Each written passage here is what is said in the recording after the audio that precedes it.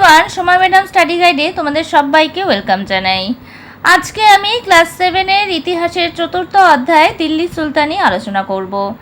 এই অধ্যায়ের কিছুটা অংশ আমি আগে আলোচনা করে দিয়েছি। তোমরা যারা ভিডিওটা দেখোনি, আমি ডেসক্রিপশন বক্সে লিঙ্কটা শেয়ার করে দেবো, তোমরা দেখে নেবে। আজকে আমি বাকি অংশটা আলোচনা করব।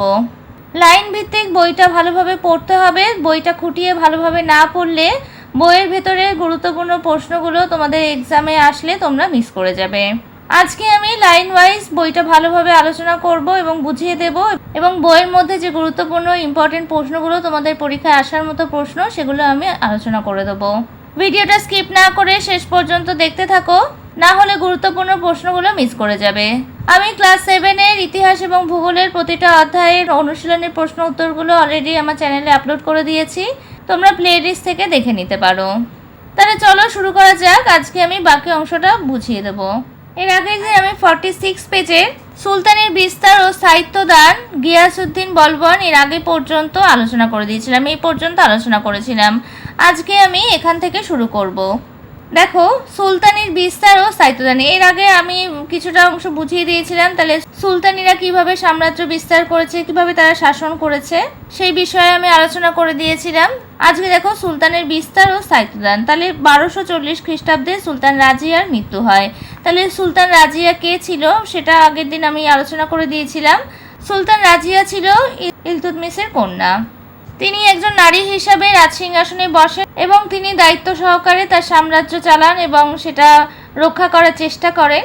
তাহলে 1240 খ্রিস্টাব্দে সুলতান রাজিয়ার মৃত্যু হয়। তাহলে কত খ্রিস্টাব্দে সুলতান রাজিয়ার মৃত্যু হয় এটা তোমরা এই লাইনটা আন্ডারলাইন করে নেবে। 1240 খ্রিস্টাব্দে সুলতান রাজিয়ার মৃত্যু হয়।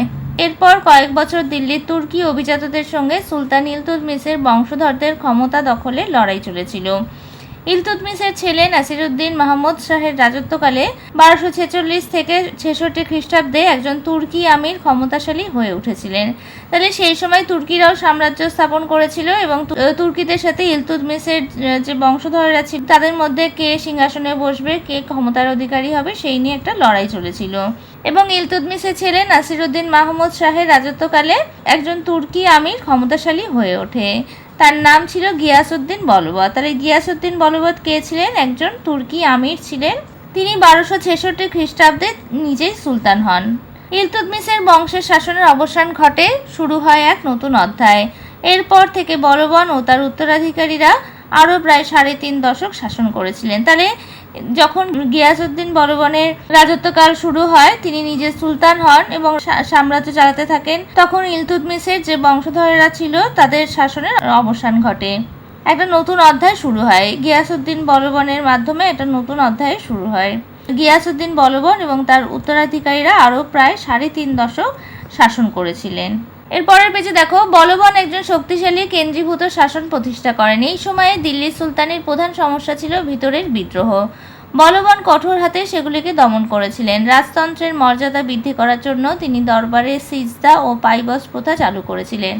তাহলে এখানে সিজদা ও পাইবস প্রথা কি, এইটা শর্ট কোশ্চেন হিসাবে আসতে পারে, এটা তোমরা আন্ডারলাইন করে নাও। এটা সুলতান গিয়াসউদ্দিন বলবন দিল্লির দরবারে এই প্রথা চালু করেছিলেন। সিজদা হচ্ছে সুলতানদের সামনে নতজানু হওয়া, আর পাইবস হচ্ছে সুলতানদের পদযুগল চুম্বন করা। তাহলে গিয়াসউদ্দিন বলবন এই প্রথা চালু করেছিলেন। এই প্রশ্ন দুটো শর্ট কোশ্চেন হিসেবে আসতে পারে, তোমরা এইভাবে লিখতে পারো 1 মার্কসের প্রশ্ন হিসেবে আসলে। অভিজাতদের থেকে সুলতানদের ক্ষমতা যে বেশি তা বোঝানোর জন্য এই প্রথাগুলি চালু করা হয়েছিল। তাহলে এই প্রথাগুলো কেন চালু করা হয়েছিল? যে অভিজাতদের থেকে যে সুলতানরা ক্ষমতায় বেশি সেটা বোঝানোর জন্য এই প্রথা চালু করেছিলেন তিনি। দিল্লি সুলতানিতে যখন এইসব ঘটনা ঘটছে সেই সময়টা ছিল ত্রয়োদশ শতক। এই শতকে গঙ্গা ও যমুনার মধ্যবর্তী দোয়াব অঞ্চলে সুলতানি শাসনের ভিত পাকা হয়। সুলতানরা বন কেটে ফেলে, শিকারী ও পশুপালকদের তাড়িয়ে দিয়ে ওই এলাকাতে কৃষিভিত্তিক অর্থনীতিকে মজবুত করেছিলেন। তারা কৃষকদের মধ্যে জমি বিলি করেন, তৈরি হয় নতুন নতুন শহর আর দুর্গ। তাহলে এই যেই সময়ে দিল্লি সুলতানিতে এই সমস্ত ঘটনা ঘটেছিল সেটা কত খ্রিস্টাব্দে? ত্রয়োদশ শতকে। এই সময় গঙ্গা যমুনার মধ্যবর্তী দোয়াব অঞ্চলে সুলতানি শাসনের ভিত পাকাপোক্ত হয়। তাহলে এই সময় এই গঙ্গা যমুনার মধ্যবর্তী দোয়াব অঞ্চলে পাকাপাকিভাবে তারা সাম্রাজ্য স্থায়ী করেন। তখন তারা বন কেটে ফেলে, শিকার আর পশুপালকদের তাড়িয়ে দিয়ে সেখানে কৃষিভিত্তিক অর্থনীতিকে মজবুত করেছেন এবং সেখানে নতুন নতুন শহর, দুর্গ এগুলো তৈরি হয়েছিল। এরপর দেখো সুলতানি ও উত্তরাধিকার। সুলতানির প্রধান শাসক কে ছিলেন? সুলতানির প্রধান শাসক হলেন সুলতান। কিন্তু একজন সুলতান মারা গেলে তারপরে কে সিংহাসনে বসবে তা নিয়ে অনেক সময় সমস্যা দেখা দিত। সুলতানিদের পরে তার উত্তরাধিকার হিসেবে কে সিংহাসনে বসবে সেই নিয়ে অনেক সময় গন্ডগোল হতো, অনেক রকম সমস্যা দেখা দিত। কারণ ইলতুৎমিশের মৃত্যুর পর থেকে আলাউদ্দিন খলজির সিংহাসনে বসার সময়ের মধ্যে কেটে গেছে 60 বছর। এই 60 বছরে 10 জন সুলতান দিল্লিতে শাসন করেছিলেন। উত্তরাধিকারীর কোনো সাধারণ নিয়ম নীতি এই সময় ছিল না, কারণ তারা কোনো নিয়ম নীতি মেনে কে সিংহাসনে বসবে সেটা তারা স্থির করতো না।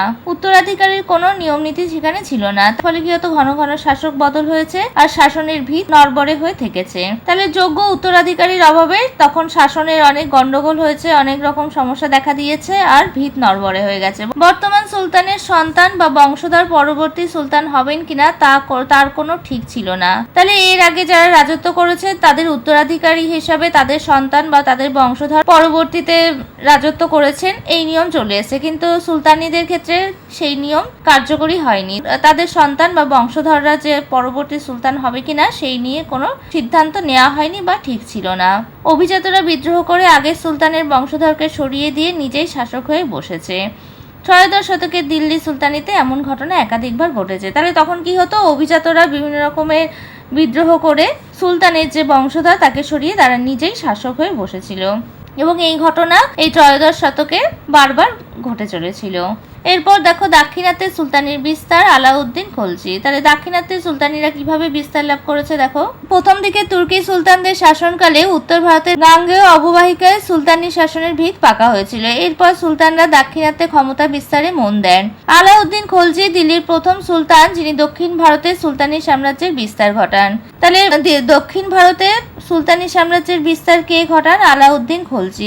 এই লাইনটা তোমরা মার্ক করে নাও। এই অভিযানে নেতৃত্ব দিয়েছিলেন তার সেনাপতি মালিক কাফুর। তাহলে আলাউদ্দিন খলজি যখন দিল্লির প্রথম সুলতান হন এবং সুলতানি সাম্রাজ্যের বিস্তার ঘটান, এই সময় তাকে নেতৃত্ব দিয়েছিলেন তার সেনাপতি মালিক কাফুর। এই লাইনটাও তোমরা আন্ডারলাইন করে নাও। প্রথম দিকে তুর্কি সুলতানিদের শাসনকাল ছিল উত্তর ভারতের গাঙ্গেয় অববাহিকায়। এই সময় তারা পাকাপাকি ভাবে এইখানে সাম্রাজ্য স্থাপন করেছিলেন। এরপর তারা দাক্ষিণাত্যে ক্ষমতা বিস্তারে মন দেন। তাহলে উত্তর ভারতে বিস্তার লাভের পর সুলতানরা দাক্ষিণাত্যে ক্ষমতা বিস্তারে মন দিয়েছিলেন এবং আলাউদ্দিন খলজি ছিলেন দিল্লির প্রথম সুলতান। তিনি প্রথম দক্ষিণ ভারতে সুলতানি সাম্রাজ্যের বিস্তার ঘটান। এখানে টুকরো কথায় দেখো যেটা আমি বললাম সিজদা ও পাইবস কি, এখানে দেখো সিজদা ও পাইবস হচ্ছে এই দুটো ছিল পারস্যিক প্রথা। বলবন নিজেকে পারস্যের কিংবদন্তি নায়কের বংশধর ভাবতেন। তাহলে গিয়াসউদ্দিন বলবন নিজেকে পারস্যের কিংবদন্তি নায়কের বংশধর ভাবতেন এবং রাজদরবারে তিনি জাঁকজমকপূর্ণ অনুষ্ঠান পালন করতেন। তাহলে এর মধ্যে সিজদার পাইবস অন্যতম। সিজদার অর্থ হচ্ছে সুলতানকে সাষ্টাঙ্গ প্রণাম করা আর সুলতানের পদযুগল চুম্বন করাকে বলা হচ্ছে পাইবস। এইগুলো কেন করা হয়েছিল? এগুলো ছিল সুলতানের সার্বভৌম ক্ষমতার প্রতীক। এই প্যারাটা তোমরা খুব ভালোভাবে পড়বে, এটা কিন্তু খুব ইম্পর্টেন্ট, এগুলো শর্ট কোশ্চেন হিসেবে আসতে পারে। এরপরে দেখো খলজি বিপ্লব। তাহলে খলজি বিপ্লব কি, এটাও শর্ট কোশ্চেন হিসেবে আসতে পারে। 1290 খ্রিস্টাব্দে জালালউদ্দিন ফিরোজ খলজি বলবনের বংশধরদের ক্ষমতা থেকে সরিয়ে দিয়ে সুলতান হন। এই ঘটনাকে খলজি বিপ্লব বলা হয়। তাহলে খলজি বিপ্লব কি, এটা তোমরা মার্ক করে নাও এখান থেকে এত পর্যন্ত। এর ফলে দিল্লিতে ইলবরি তুর্কি অভিজাতদের ক্ষমতা চলে যায়, তার বদলে খলজি তুর্কি ও হিন্দুস্তানিদের ক্ষমতা বেড়ে গিয়েছিল। তাহলে এই খলজি বিপ্লবের ফলে ইলবরি তুর্কি অভিজাতদের ক্ষমতা চলে যায় এবং তার বদলে খলজি তুর্কি ও হিন্দুস্তানিদের ক্ষমতা বেড়ে যায়। এরপরের পেজে দেখো দিল্লি সুলতানি খ্রিস্টীয় চতুর্দশ ও পঞ্চদশ শতকে। খ্রিস্টীয় চতুর্দশ শতকের প্রথম 20 বছর খলজি সুলতানরা দিল্লিতে শাসন করেছিলেন। এরপর তুগলক বংশের সুলতান গিয়াসউদ্দিন তুগলকের বড় ছেলে মোহাম্মদ বিন তুগলকের শাসনকাল 1324 থেকে 51 খ্রিস্টাব্দের মধ্যে উল্লেখযোগ্য।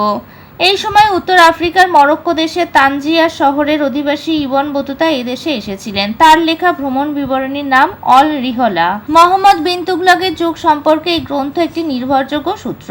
তাহলে খলজি সুলতানরা দিল্লিতে কত বছর শাসন করেছিলেন? খ্রিস্টীয় চতুর্দশ শতকের প্রথম 20 বছর।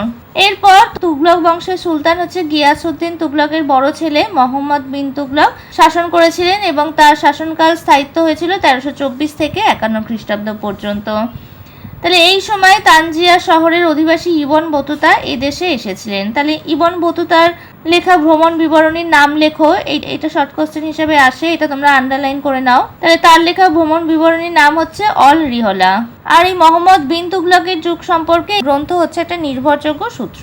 এর পরের পেজে দেখো ইবন বতুতার বিবরণে ভারত। তাহলে ইবন বতুতার লেখা থেকে মোহাম্মদ বিন তুগলকের সময়ে যোগাযোগ ব্যবস্থার বিবরণ। তাহলে ইবন বতুতার লেখা থেকে মোহাম্মদ বিন তুগলকের সেই সময় যোগাযোগ ব্যবস্থা কিরকম ছিল তার বিবরণ পাওয়া যায়।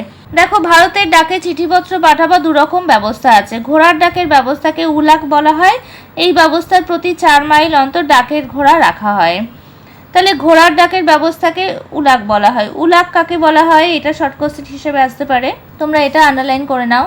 এই ব্যবস্থায় প্রতি 4 মাইল অন্তর ডাকের ঘোড়া রাখা হয়। পায়ে হাঁটা যে ডাকের ব্যবস্থা আছে তাকে বলা হয় দাওয়া। তাহলে দাওয়া কি? পায়ে হেঁটে যে ডাকের ব্যবস্থা আছে তাকে বলা হতো দাওয়া। এই ব্যবস্থায় প্রত্যেক মাইলের 1/3 ঘনবসতি একটি গ্রাম থাকে। গ্রামের বাইরে 3টি তাঁবু থাকে। এই তাঁবুতে ডাকের লোকেরা কোমর বেঁধে রওনা হবার জন্য প্রস্তুত থাকে। এদের প্রত্যেকের হাতে থাকে 2টি হাত লম্বা একটি লাঠি। প্রত্যেক লাঠির মাথায় কয়েকটি তামার ঘণ্টা বাঁধা থাকে। যখন শহর থেকে সংবাদবাহক রওনা হয় তখন তার এক হাতে থাকে চিঠি আর অন্য হাতে থাকে ঘণ্টা বাঁধা লাঠিটি। এই চিঠি ও লাঠি নিয়ে সে দ্রুত সম্ভব দৌড়তে থাকে। দেশে নতুন লোকের আগমন সংবাদ গোয়েন্দা বিভাগের লোকেরা চিঠি লিখে সুলতানকে জানিয়ে দেয়। সে চিঠিতে নবাগতের নাম, তার দেহের ও পোশাকাদির বর্ণনা, সঙ্গীদের সংখ্যা, চাকর বাকর, ঘোড়া ইত্যাদি বিবরণ থাকে। পথে চলার সময় অথবা বিশ্রামের সময় তাদের ব্যবহার কি রকম তাও জানানো হতো চিঠিতে। তাহলে এই সংবাদবাহক যখন রওনা হয় তখন তার এক হাতে থাকে চিঠি আর অন্য হাতে থাকে ঘণ্টা বাঁধা লাঠি, এবং এই চিঠি আর লাঠি নিয়ে সে দ্রুত সম্ভব দৌড়াতে থাকে। এবং চিঠিতে কি থাকে? চিঠিতে নবাগতের নাম থাকে, তার দেহের পোশাকাদির বর্ণনা থাকে, সঙ্গীদের সংখ্যা থাকে, চাকর বাকর, ঘোড়া, এই সমস্ত বিবরণ থাকে। আর পথে চলার সময় বা বিশ্রামের সময় তাদের ব্যবহার কীরকম তাও সেটা চিঠিতে জানিয়ে দেওয়া হয়। এই পেজটা তোমরা ভালোভাবে পড়বে, এখানে প্রচুর শর্ট কোশ্চেন তোমরা পেয়ে যাবে।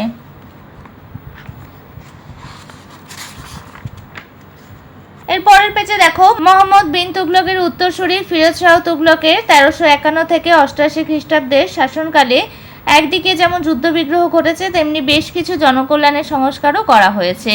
ক্রমাগত যুদ্ধ করেও তিনি সুলতানি শাসনের বাইরে চলে যাওয়া এলাকাগুলোর উপর দিল্লির কর্তৃত্ব প্রতিষ্ঠা করতে পারেননি। এর থেকে মনে হয় যে তিনি সামরিক নেতা হিসাবে ততটা দক্ষ ছিলেন না।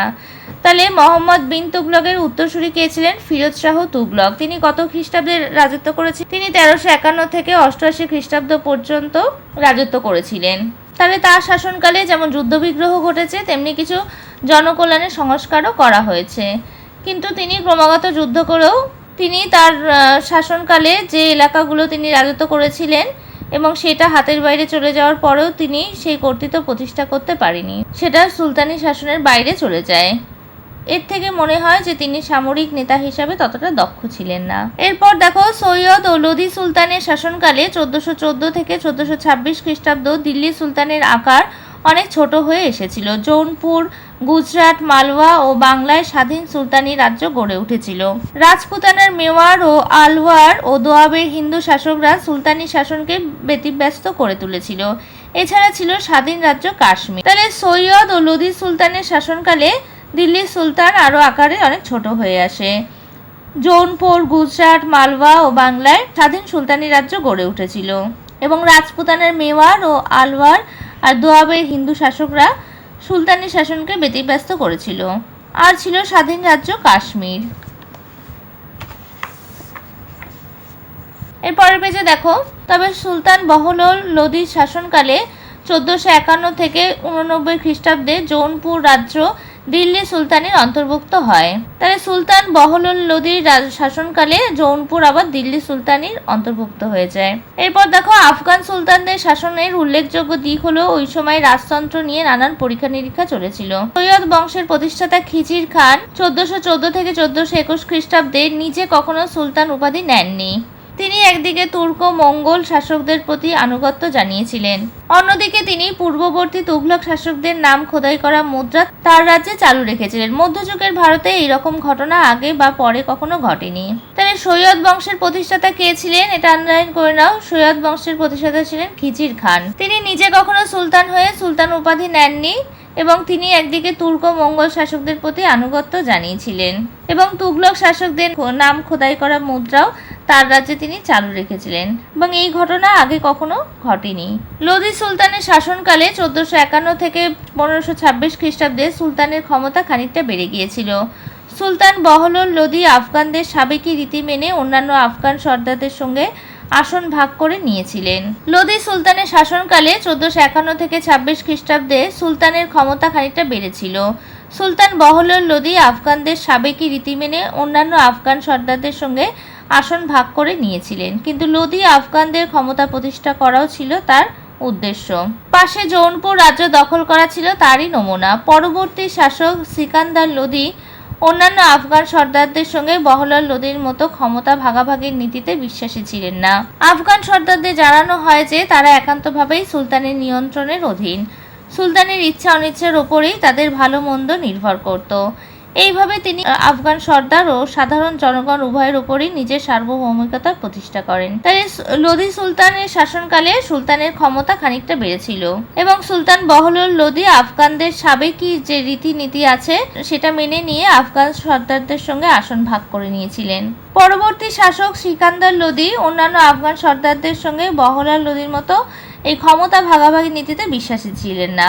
আফগান সর্দারদের জানানো হয় যে তারা একান্তভাবেই সুলতানের নিয়ন্ত্রণের অধীন এবং সুলতানের ইচ্ছা অনিচ্ছা এই সমস্ত কিছু ভালো মন্দের ওপর সেটা নির্ভর করত। এইভাবে তিনি আফগান সর্দার ও সাধারণ জনগণ উভয়ের উপরই নিজের সার্বভৌমিকতা প্রতিষ্ঠা করেছিলেন। এখানে ছকটা দেখো, এখানে দিল্লি সুলতানিতে কারা শাসন করেছিল, পরপর এখানে কারা শাসন করেছিল, কত খ্রিস্টাব্দ পর্যন্ত শাসন করেছিল, প্রধান শাসকবৃন্দ কে ছিল, এই ছকটা তোমরা ভালোভাবে পড়বে। আজকে আমি 53 পেজে এই পর্যন্ত বুঝিয়ে দিলাম। এর পরের ভিডিওতে আমি বাকি অংশটা আলোচনা করে দেব। আমার পড়ানো ভালো লাগলে একটা লাইক করে দেবে আর একই ক্লাসের বন্ধুদের সাথে ভিডিওটা বেশি করে শেয়ার করে নেবে।